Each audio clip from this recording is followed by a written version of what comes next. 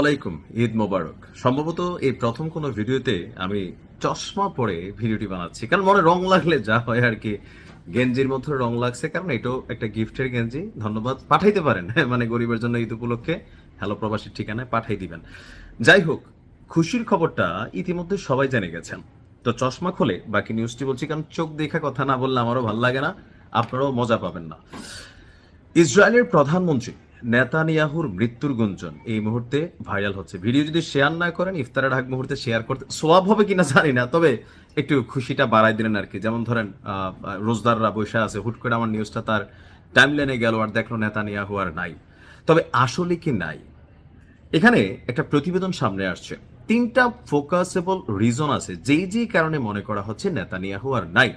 গেল 3 থেকে 4 দিন আগে আমি নিজে নিউজটা করছি যে ইরান তাদের ক্ষেপণাস্ত্র ভান্ডারে থাকা সর্বাধুনিক প্রযুক্তির হাইপারসোনিক ব্যালিস্টিক মিসাইল, যেটা বাংকারও ধ্বংস করতে পারে, অর্থাৎ মাটির নিচে নিরাপত্তার জন্য যে বাংকার তৈরি করা হয়, সে বাংকার মার্কিন যুক্তরাষ্ট্র যেমন উড়াইতে পারে, ইরানও উড়াইতে পারে।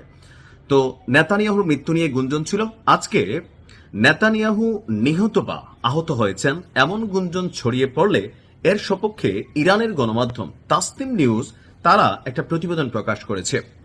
প্রতিবেদনটি বলছে, সাম্প্রতিক সর্বশেষ ইরানি হামলার পর নেতানিয়াহু আহত বা নিহত হতে পারে, তবে তাদের এই দাবির পক্ষে তারা বেশ কিছু যুক্তি তৈরি করেছে।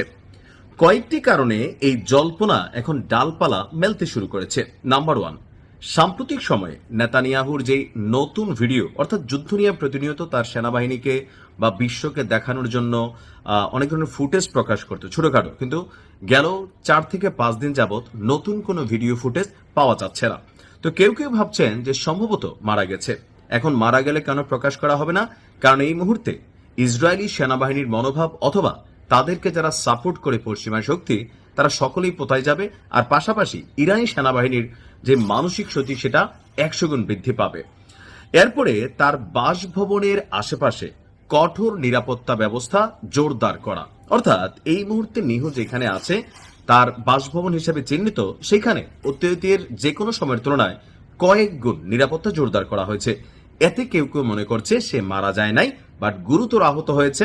এমনকি নিরাপত্তার খাতিরে তাকে অন্য কোথাও চিকিৎসা না দিয়ে এই বাসভবনে চিকিৎসা দেওয়া হচ্ছে, যেন মানে বিষয়টা নিয়ে আর কোনো জোরালো গুঞ্জন অথবা কোনো ফুটেজ অথবা কোনো ভিডিও আপনার প্রকাশিত না হয়। নাম্বার 3, কিছু কূটনৈতিক গুরুত্বপূর্ণ সফর স্থগিত হয়ে যাওয়া।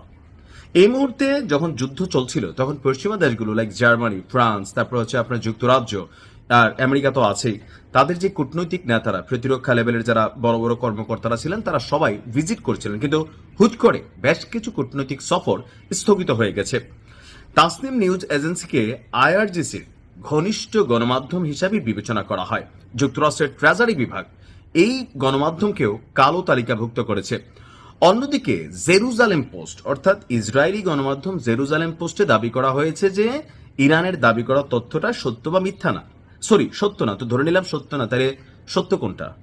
যদি নেহু বেঁচে থাকে, কেন তার কোনো ফুটেজ আসে না? অনেকটা শেখ হাসিনার মতন হয়ে গেছে। আওয়ামী লীগের তারা আবার খেপা যাবে না। বিষয়টা দেখেন, এই যে একটা রিউমার আছে মার্কেটে, আপা কি আসলে বেঁচে আছেন? আপার কেন কোনো ফুটেজ নাই? আপা কেন কোনো ভিডিও কনফারেন্স করছেন না? আপা কেন কোথাও কোনো কথা বলছেন না? এ নিয়ে বিএনপি এবং জামাতের নেতাকর্মীরা বা ন্যারেটিভ তৈরিকারা যেমন মনে করছে মরে গেছে, এটা এখন আওয়ামী লীগের মানসিক শক্তি নষ্ট হয়ে যাবে দেখে প্রকাশ করা হচ্ছে না।